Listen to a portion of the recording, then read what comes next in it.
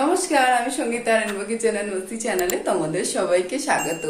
তো একবার বাজার করার পরে সপ্তাহ শেষে জানো তো কি হয়, ফ্রিজে সব ভেজিটেবলসই একটু একটু করে রয়ে যায়। একটু মূলো, একটু বরবটি হলো, একটু গাজর হলো, সবকিছুই।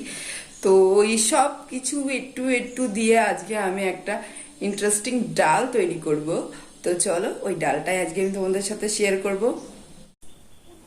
এখানে ডাল নিয়েছি, সোনা মুগ ডাল এক বাটি। ডালটাকে ভালো করে শুকনো খোলাতে ভেজে নেব, নিয়ে সেদ্ধ করে নেব।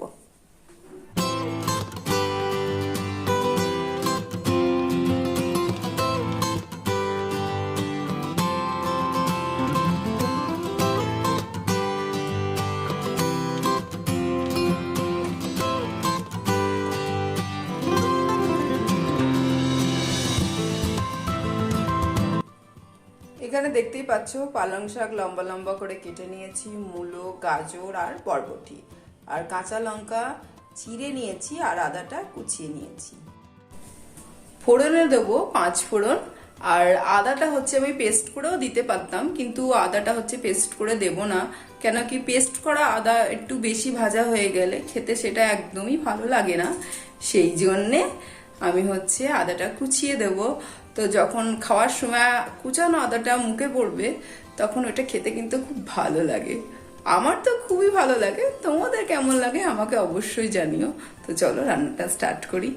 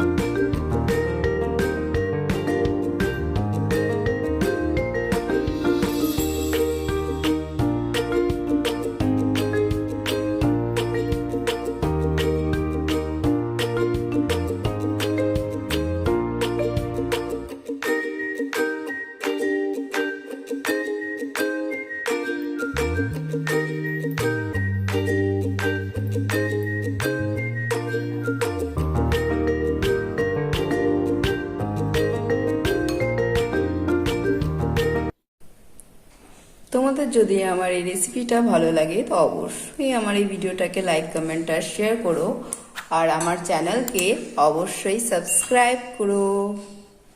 Thank you for watching.